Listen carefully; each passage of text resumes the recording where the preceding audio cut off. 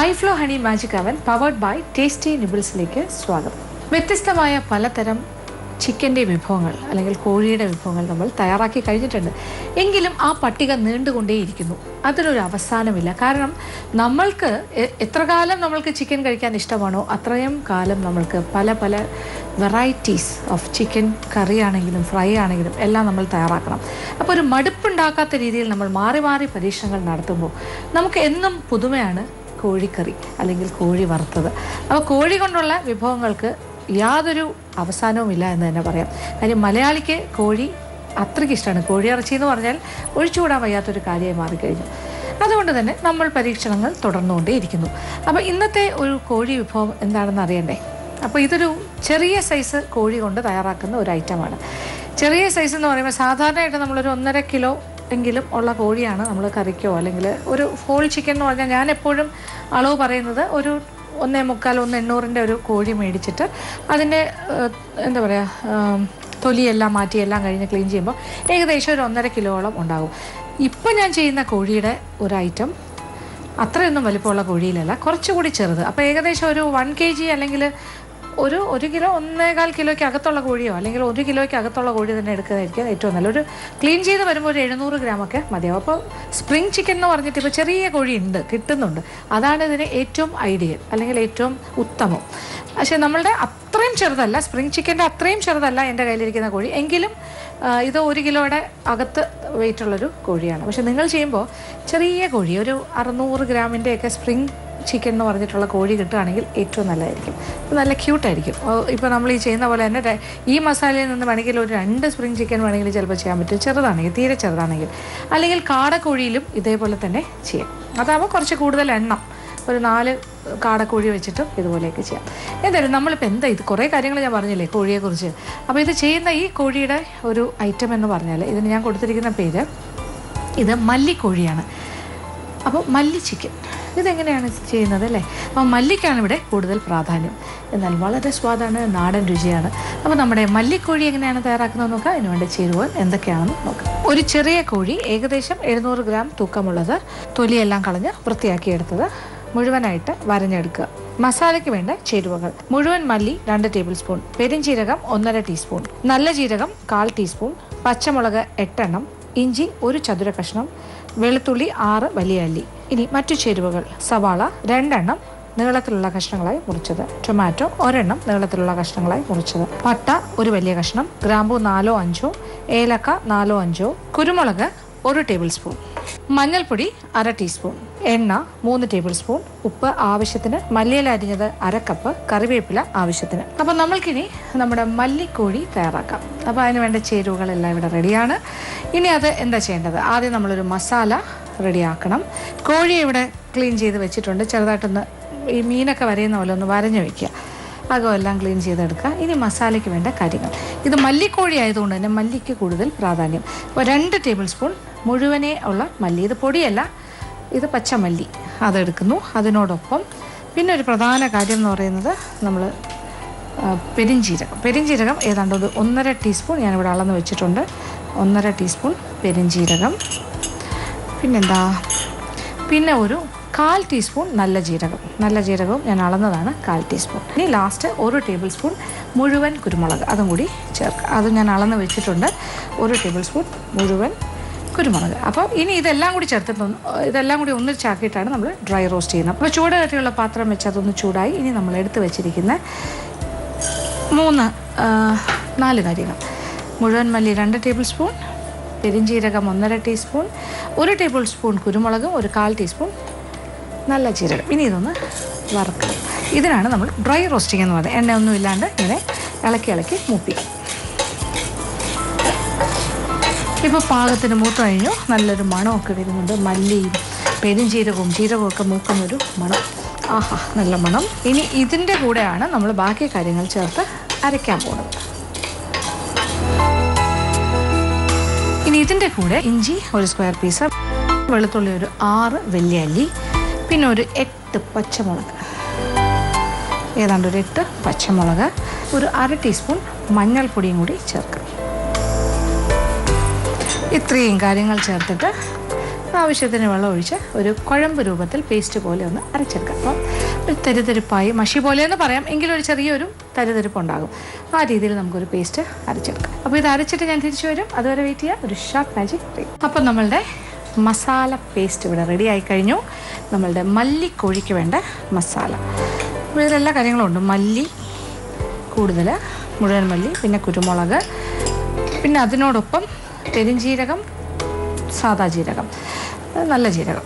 അപ്പോൾ പെരുംജീരകം 1.5 ടീസ്പൂണാണ്, അല്ലാണ്ട് നമ്മൾ സാധാരണ ജീരകം 1/4 ടീസ്പൂൺ ചേർത്തു. ഇനി ഇച്ചിരി വെളിച്ചെണ്ണ ഒഴിച്ച് ചൂടാക്കാം. ഒരു 3 ടേബിൾ സ്പൂൺ വരെ ആകാം, 2 മുതൽ 3 ടേബിൾ സ്പൂൺ വരെ ആകാം. ഇച്ചിരി എണ്ണ കൂടിയാലും കുഴപ്പമില്ല. അപ്പോൾ എണ്ണ ചൂടായി തുടങ്ങുമ്പോൾ ആദ്യം എന്താണ്, പട്ട ഒരു കഷ്ണം പട്ട പൊട്ടിച്ചിടാം.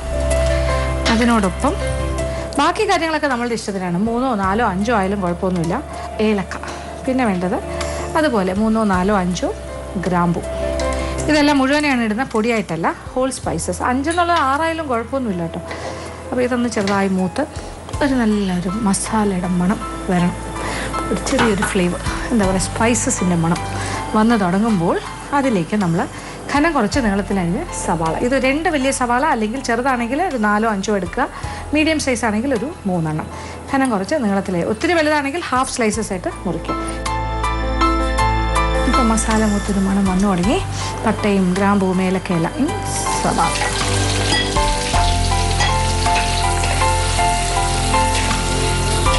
ഇനി സവാളയുടെ നിറം ഒന്ന് മാറണം, ഒരു ലൈറ്റ് ബ്രൗൺ കളറാവാൻ തുടങ്ങണം. അതുവരെ നമ്മളിങ്ങനെ ഈ എണ്ണയിലിട്ട് വഴറ്റുക. അത് കഴിഞ്ഞിട്ടാണ് വേറെ കുറച്ച് കാര്യങ്ങൾ, ഈ മസാലയൊക്കെ റെഡി ആയിരിക്കുവാണല്ലോ, അരപ്പ്, അത് നമുക്ക് അത് കഴിഞ്ഞിട്ട് ചേർക്കാം. എന്തായാലും സവാളയുടെ നിറവും കൂടി ഒന്ന് മാറട്ടെ. ഇടയ്ക്കിടയ്ക്ക് ഞാൻ ഇളക്കി കൊടുക്കാം. ഇപ്പോൾ നമ്മളുടെ സവാളയുടെ നിറം ഒരു ബ്രൗൺ ആയി തുടങ്ങുന്നു. അപ്പോൾ കളർ മാറി, ഒരു ബ്രൗൺ ആയി. ഇനി ഇതിലേക്ക് നമ്മൾ അരച്ച് വെച്ചിരിക്കുന്ന മസാല പേസ്റ്റ്, മുഴുവൻ മല്ലി, കുരുമുളക്, നല്ല ജീരകം 1/4 ടീസ്പൂൺ, പെരുംജീരകം 1.5 ടീസ്പൂൺ, 2 വലിയ ടേബിൾ സ്പൂൺ മല്ലി, 1 ടേബിൾ സ്പൂൺ കുരുമുളക്, പിന്നെ ഒരു 1/2 ടീസ്പൂൺ മഞ്ഞൾപ്പൊടി, ഒരു കഷ്ണം ഇഞ്ചി, ഒരു 6 അല്ലി വെളുത്തുള്ളി, 8 പച്ചമുളക്, ഇതെല്ലാം കൂടി ചേർത്ത് അരച്ചതാണ് മസാല പേസ്റ്റ്. അപ്പോൾ ഈ മസാലയുടെ ഒരു പച്ച ചുവ മാറണം, അതിന് വേണ്ടിയിട്ടാണ് നമ്മളിങ്ങനെ വഴറ്റുന്നത്. അപ്പോൾ മസാല ഇങ്ങനെ ഡ്രൈ ആയി അതായത് വെള്ളം വറ്റി വരുമ്പോൾ ഇച്ചിരി വെള്ളം വീണ്ടും ഒഴിച്ചു കൊടുത്ത് ഒന്നുകൂടി ഒന്ന് മൂപ്പിക്കണം. ഒരുപാട് വെള്ളം ഒന്നിച്ചൊഴിക്കരുത്, കുറേശ്ശെ ഒഴിച്ചിട്ട് ആ വെള്ളവും വറ്റി ഇതിങ്ങനെ മൂക്കണം. ഇതിനോടൊപ്പം കുറച്ച് കറിവേപ്പിലയും കൂടി ചേർക്കാം.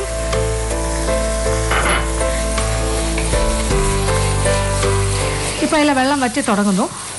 മസാല എന്നാൽ പാകത്തിന് നമ്മളുടെ ഒരു ആവശ്യത്തിനനുസരിച്ചിട്ട് മൂത്തിട്ടില്ല, അപ്പോൾ ഇച്ചിരി വെള്ളം കൂടി ഒഴിക്കണം. പക്ഷെ ഒന്നിച്ചൊഴിക്കരുത്, കുറേശ്ശെ വെള്ളം. വീണ്ടും വഴറ്റുക. അപ്പോൾ വീണ്ടും മൂക്കും, വെള്ളം വറ്റും. അത് കഴിഞ്ഞ് വീണ്ടും കുറച്ച് വെള്ളം, അങ്ങനെ ഒരു 1/2 കപ്പ് വെള്ളം എടുത്ത് വെച്ച് വയ്ക്കുക. കുറേശ്ശെ ഒഴിച്ച് അതും വറ്റി വീണ്ടും നമ്മളുടെ മസാല മൂക്കണം. നല്ല മണം വന്ന് തുടങ്ങിയിട്ടുണ്ട്. വീണ്ടും വെള്ളം വറ്റി മസാല മൂക്കുന്നു. ഇനി ഇച്ചിരി വെള്ളം കൂടി ഒഴിച്ച് കൊടുക്കാം. പിടിക്കൊന്നുമില്ല, നമ്മളിപ്പോൾ നോൺ സ്റ്റിക്ക് പാത്രങ്ങളല്ലേ ചെയ്യുന്നത്. പണ്ടൊക്കെ ആണെങ്കിൽ നമ്മൾ നല്ല ചീനിച്ചട്ടിയിലോ മറ്റേ എന്താ പറയുക ഇരുമ്പിൻ്റെ ചട്ടിയിലോ ഒക്കെ അല്ലേ ചെയ്യുന്നത്. അപ്പോൾ അത് വേറൊരു രുചിയാണ്, ഇത് മറ്റൊരു രീതി. വീണ്ടും ഡ്രൈ ആയി വരുന്നു. വീണ്ടും ഇച്ചിരി വെള്ളം.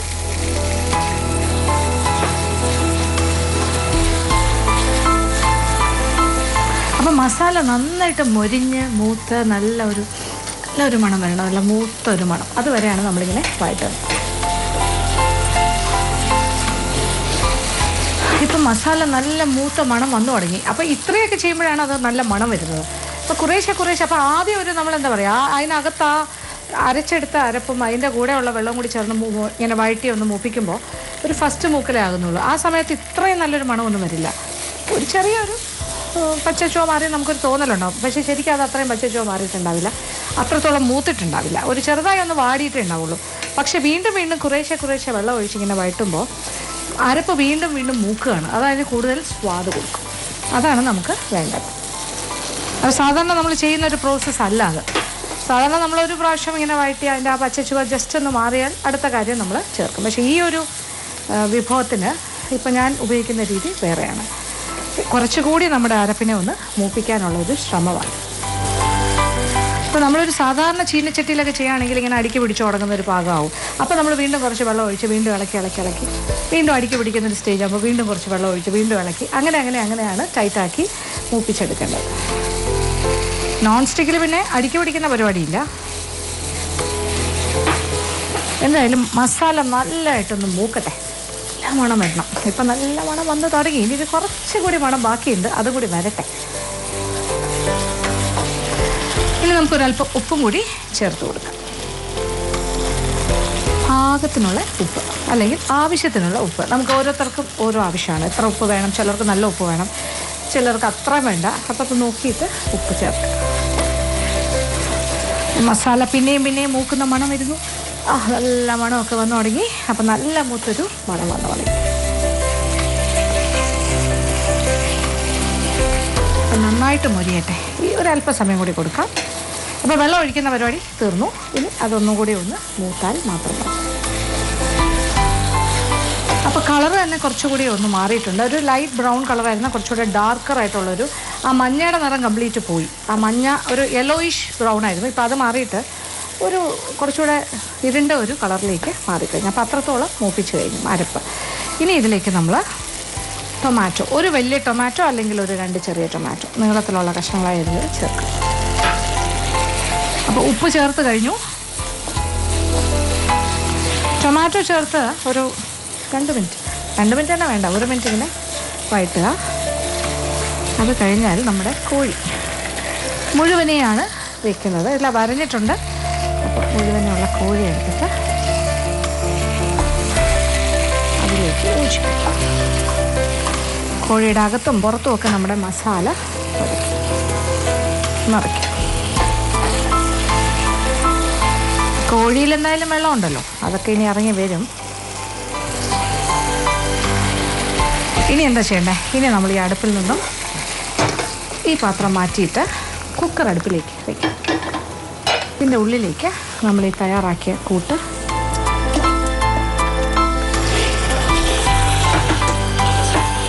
അപ്പം മസാലയോടുകൂടി നമ്മുടെ ഹോൾ ചിക്കൻ, മുഴുവൻ ചിക്കൻ അടുപ്പിലേക്ക് മാറ്റിക്കഴിഞ്ഞു. ഇനി ഒരു അല്പം വെള്ളം ഒഴിച്ചു കൊടുക്കാം. ഇപ്പോൾ ചിക്കനിൽ നിന്ന് എന്തായാലും വെള്ളം ഇറങ്ങും, എങ്കിലും ഒരു 1/2 കപ്പ് വെള്ളം കൂടി ചേർത്ത് കൊടുക്കാം. 1/4 കപ്പ് മുതൽ 1/2 കപ്പ് വരെ. ഇനി എന്താ ചെയ്യേണ്ടത്? ഇനി ഒന്നും ചെയ്യാനില്ല. പാത്രം ഒന്ന് അടയ്ക്കുക. കുക്കർ അടയ്ക്കുന്നു.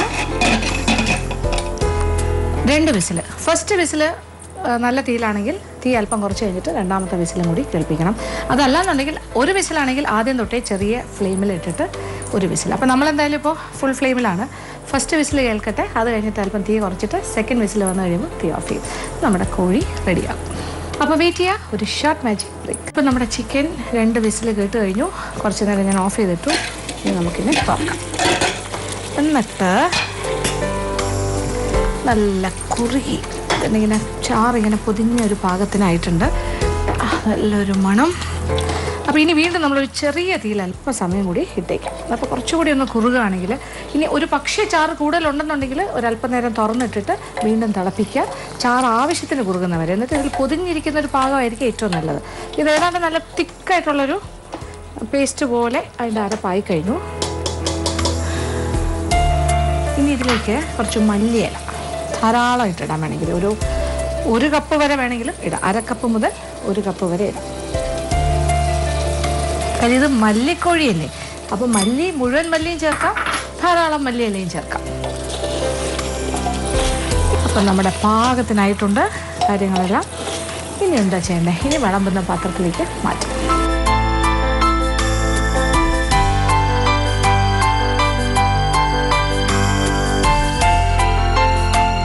അങ്ങനെ നമ്മളുടെ മല്ലിക്കോഴി ഇവിടെ റെഡി ആയി കഴിഞ്ഞു. ഒരു ഹോൾ ചിക്കനാണ് ഇത്. ചെറിയ സ്പ്രിങ് ചിക്കനിൽ ചെയ്താൽ ഏറ്റവും നല്ലതായിരിക്കും. അതായത് ഒരു 600 ഗ്രാമിൻ്റെയൊക്കെ കോഴിയാണെങ്കിൽ ഇതാണ് ഏറ്റവും നല്ലത്. ഇത് കഴിക്കുന്ന സമയത്ത് ഇതിൻ്റെ അരപ്പോട് കൂടി ഓരോ ഭാഗം അങ്ങോട്ട് ഓരോരുത്തർക്ക് എടുക്കാം. കുറച്ചുകൂടി ചെറിയ കോഴിയാണെങ്കിൽ ഒരു ഹോൾ കോഴി തന്നെ ഒരാൾക്ക് കഴിക്കാം, ഒരു മുഴുവൻ കോഴിയും കഴിക്കാം. ഇതിനോടൊപ്പം എന്ത് വേണമെങ്കിലും കഴിക്കാമല്ലോ. ചപ്പാത്തി, പൊറാട്ടാസ്, പിന്നെന്താ ബ്രെഡ്, എന്ത് വേണമെങ്കിലും ആകാം. അപ്പോൾ തീർച്ചയായിട്ടും പരീക്ഷിക്കാം, എല്ലാവർക്കും ഇഷ്ടമാവും. ഇനി അടുത്തതായി മാജിക് അവൻ്റെ second recipe of the week. ഈ ആഴ്ചത്തെ റെസിപ്പി ഒരു ചെറിയ സ്വീറ്റാണ്. സ്വീറ്റ് എന്നൊക്കെ പറയാം, എങ്കിലും അതൊരു സ്നാക്ക് ഐറ്റമായിട്ട് നമുക്ക് ഉപയോഗിക്കാം. അകത്തെ ഫില്ലിങ് ഏത് രീതിയിൽ വേണമെങ്കിൽ ചെയ്യാം, പക്ഷേ ഞാനിപ്പോൾ ഇതൊരു സ്വീറ്റ് ഫില്ലിങ് കൊടുത്താണ് ചെയ്യുന്നത്. അപ്പോൾ ഇതിൻ്റെ പേര് ഫ്രൈഡ് ജാം റോൾസ് അല്ലെങ്കിൽ ഫ്രൈഡ് ജാം ബ്രെഡ് റോൾസ് എന്ന് പറയാം. അപ്പോൾ എന്തായാലും ജാം ഫില്ലിങ്ങോട് കൂടിയ ബ്രെഡ് റോൾസ് ആണ്, പക്ഷേ ഫ്രൈഡ് ആണ്, ഫ്രൈഡ് ജാം റോൾസ്. അപ്പോൾ ഇതെങ്ങനെയാണ് തയ്യാറാക്കുന്നത് നോക്കാം. അതിന് വേണ്ടി ചേരുവകൾ എന്തൊക്കെയാണെന്ന് നോക്കാം. ബ്രെഡിൻ്റെ സ്ലൈസസ് 6 എണ്ണം, ജാം 2 ടേബിൾ സ്പൂൺ, മുട്ട 1 എണ്ണം, വെണ്ണ 2 ടേബിൾ സ്പൂൺ. അപ്പോൾ നമ്മളിനി ഫ്രൈഡ് ജാം റോൾസാണ് ചെയ്യാൻ പോകുന്നത്. അപ്പോൾ ഇതെങ്ങനെയാണ് ഈ ഫ്രൈഡ് ജാം റോൾസ് ചെയ്യുന്നത്? വളരെ എളുപ്പമാണ്. ഇത് കുഞ്ഞുങ്ങൾക്കൊരു 4 മണി പലഹാരമായിട്ടോ അല്ലെങ്കിൽ അവർക്ക് ഇഷ്ടമുള്ള ബർത്ത്ഡേ പാർട്ടിയുടെ ഐറ്റംസ് ഒക്കെ ആക്കി മാറ്റാൻ പറ്റുന്ന ഒരു വിഭവമാണ്. നമ്മളുടെ സാധാരണ ബ്രെഡ് സ്ലൈസസ് എടുത്തിട്ട്, ഇതിപ്പോൾ ഞാനിപ്പോൾ ഒരു 5 സ്ലൈസ് എൻ്റെ കയ്യിലുണ്ട്, അതിൽ കൂടുതൽ വേണമെങ്കിലാകാം. അതിൻ്റെ 4 അരികും നമ്മൾ മുറിച്ച് മാറ്റുന്നു. എന്നിട്ട് ഓരോന്നോരോന്നായിട്ട് നമ്മൾ ചപ്പാത്തി കല്ലിൽ വെച്ചിട്ട് അതുപോലെ തന്നെ റോൾ ചെയ്യുക. നന്നായിട്ടൊന്ന് പരത്തും, ഫ്ലാറ്റ് ആക്കുകയാണ് നമ്മൾ. ഇങ്ങനെ ഫ്ലാറ്റ് പീസസ് ആക്കി മാറ്റും. ഈ രീതിയിൽ എല്ലാത്തിനെയും നമ്മൾ പരത്തുന്നു. ഓരോ പീസ് ബ്രെഡും ഇങ്ങനെ പരത്തും. അപ്പോൾ നമ്മളിങ്ങനെ തയ്യാറാക്കിയെടുത്ത ബ്രെഡിൻ്റെ പീസിലേക്ക് കുറച്ച് ഫില്ലിങ്, അതിപ്പോൾ ഏത് തരം ഫില്ലിങ്ങും ആകും. നമ്മളിപ്പോൾ ജാം റോൾസ് അല്ലേ ചെയ്യുന്നത്, അതുകൊണ്ട് ഞാനിപ്പോൾ ഒരു മിക്സ്ഡ് ഫ്രൂട്ട് ജാമാണ് ഉപയോഗിക്കുന്നത്. അതിങ്ങനെ ചെറുതായിട്ട് ഒന്ന് തേച്ച് കൊടുക്കുക. തേച്ച് പിന്നെ എന്താ ചെയ്യേണ്ടത്, ഇതിങ്ങനെ റോൾ ചെയ്യാം. അപ്പോൾ ഇതൊരു റോളായ ജാമുണ്ട്, അതുകൊണ്ട് തന്നെ ഇങ്ങനെ ഒട്ടിയിരിക്കും, കുഴപ്പമില്ല. ഇത് നമ്മൾ ഇവിടെ വയ്ക്കുന്നു.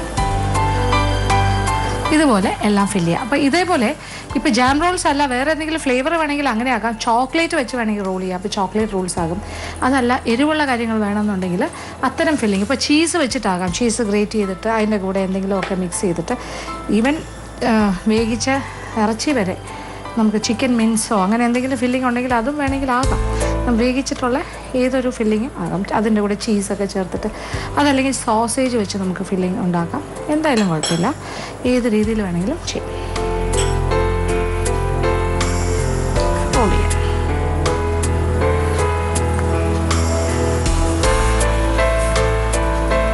ഇങ്ങനെ റോൾസ് തയ്യാറാക്കാം. അങ്ങനെ നമ്മൾ ജാം റോൾസ് എല്ലാം തന്നെ ഞാനിവിടെ റോൾ ചെയ്ത് വെച്ച് കഴിഞ്ഞു. ഇനി എന്താ വേണ്ടത്? ഇനി ഒരു മുട്ട പൊട്ടിച്ച് പാത്രത്തിലേക്ക് ഒഴിക്കാം. നന്നായിട്ടൊന്ന് ബീറ്റ് ചെയ്യാം. ഒരു സ്പൂൺ ബീറ്റിങ്ങിൻ്റെ ആവശ്യമുള്ളൂ, അല്ലെങ്കിൽ ഫോർക്ക് വെച്ചിട്ട് അതൊരു സൈഡിലേക്ക് വയ്ക്കാം. ഇനി അടുപ്പ് കത്തിച്ചിട്ട് അപ്പോൾ ഫ്രൈയിങ് പാൻ അടുപ്പിലേക്ക് വെച്ചു. ഇതിലേക്ക് നമ്മൾ ഒരു 2 ടേബിൾ സ്പൂൺ വെണ്ണ. അപ്പോൾ ഇതൊരു ഷാലോ ഫ്രൈ ആണ്, ഡീപ് ഫ്രൈ അല്ല. അപ്പോൾ ഈ വെണ്ണ ഒന്ന് ഉരുകി കഴിയുമ്പോൾ നമ്മൾ ഈ എടുത്തു വെച്ചിരിക്കുന്ന റോൾസ് എല്ലാം തന്നെ ഒന്ന് മുട്ടയിൽ റോൾ ചെയ്തിട്ട് ഈ ഒരു ബട്ടറിലിട്ട് ഒന്ന് ഫ്രൈ ചെയ്തെടുക്കും. അപ്പം ഉടച്ച മുട്ട കുറച്ചുകൂടെ ഒരു പരന്ന ടൈപ്പ് പാത്രത്തിലേക്ക് ഞാൻ മാറ്റുകയാണ്. അപ്പോൾ ഓരോ റോൾസും ഇങ്ങനെ മുട്ടയിൽ ജസ്റ്റ് ഒന്ന് റോൾ ചെയ്തിട്ട് നമ്മളിങ്ങനെ വയ്ക്കുന്നു. ആ ഒട്ടിച്ച ഭാഗം അടിയിൽ വരുന്ന രീതിയിൽ ഇങ്ങനെ വയ്ക്കുക, നിരത്തി.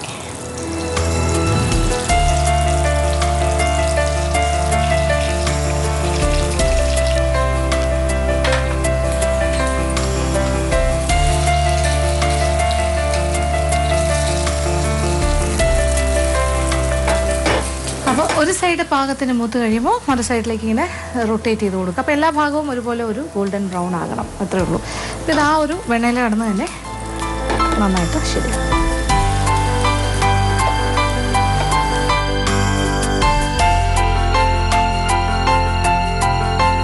ഇപ്പോൾ എല്ലാ ഭാഗവും ഒരുപോലെ ബ്രൗൺ ആയി കഴിഞ്ഞു. അപ്പോൾ നമ്മൾ എല്ലാ ഭാഗവും ഇങ്ങനെ തിരിച്ചും മറിച്ചും ഒക്കെ ഇട്ട് കൊടുക്കുക. അപ്പോൾ ഇനി വിളമ്പുന്ന പാത്രത്തിലേക്ക് മാറ്റാം. അങ്ങനെ നമ്മളുടെ ജാം റോൾസ് ഫ്രൈഡ് ഇവിടെ റെഡി ആയി കഴിഞ്ഞു.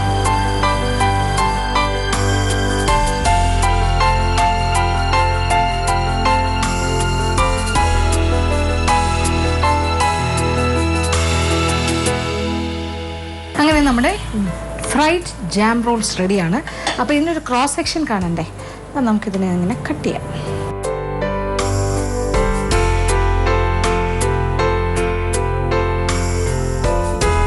അപ്പോൾ ഈ രീതിയിൽ റോൾസ് പോലെ തന്നെ അകത്ത് ജാം കാണുന്ന രീതിയിൽ നമുക്ക് കിട്ടും. കണ്ടല്ലോ, എല്ലാ പീസും നമുക്ക് അതുപോലെ വേണമെങ്കിൽ കട്ട് ചെയ്ത് വയ്ക്കാം. അങ്ങനെയും ചെയ്യാം. അപ്പോൾ കുട്ടികൾക്ക് കൊടുക്കുമ്പോൾ ഈ രീതിയിൽ ഇങ്ങനെ പ്രസൻറ്റ് ചെയ്യാൻ പറ്റും. അപ്പോൾ കാണാൻ കുറച്ചുകൂടി ഭംഗിയായിരിക്കും, അകത്തെ ജാമും കൂടി കാണുന്ന രീതിയിൽ.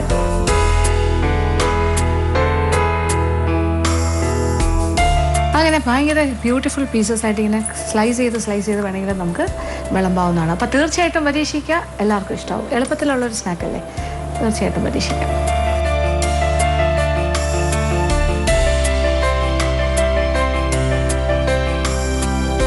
ഇന്നത്തെ എപ്പിസോഡിൽ കാണിച്ച 2 വിഭവങ്ങളും എല്ലാവർക്കും തന്നെ ഇഷ്ടപ്പെട്ടു കാണുമെന്ന് വിചാരിക്കുന്നു.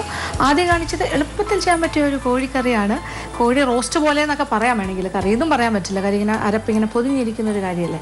അപ്പോൾ അത് നമ്മളുടെ മല്ലിക്കോഴി അപ്പോൾ ഉണ്ടാക്കാൻ പറ്റിയ ഐറ്റമാണ്. പൊറോട്ടയുടെയും ചപ്പാത്തിയുടെയും കൂടെ നല്ലൊരു കോമ്പിനേഷൻ ആയിരിക്കും. പിന്നെ രണ്ടാമത് കാണിച്ചത് എളുപ്പത്തിൽ ചെയ്യാൻ പറ്റിയ ഒരു സ്നാക്കാണ്. സ്വീറ്റായിട്ട് ചെയ്യാം, അതല്ലെങ്കിൽ എരിവായിട്ട് ചീസ് ഫില്ലിങ്ങോട് കൂടി ചെയ്യാം. നമുക്ക് ഇഷ്ടമുള്ള ഏത് ഫില്ലിങ്ങിലും ചെയ്യാം.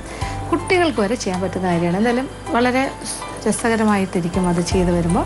അത് നമ്മളുടെ ഫ്രൈഡ് ജാം റോൾസ്. എന്തായാലും 2 വിഭവങ്ങളും പരീക്ഷിക്കും. ഇന്നത്തെ എപ്പിസോഡ് ഇവിടെ അവസാനിക്കുകയാണ്. വീണ്ടും പുതിയ വിഭവങ്ങളുമായി മാജിക് അവനിലൂടെ കാണാം.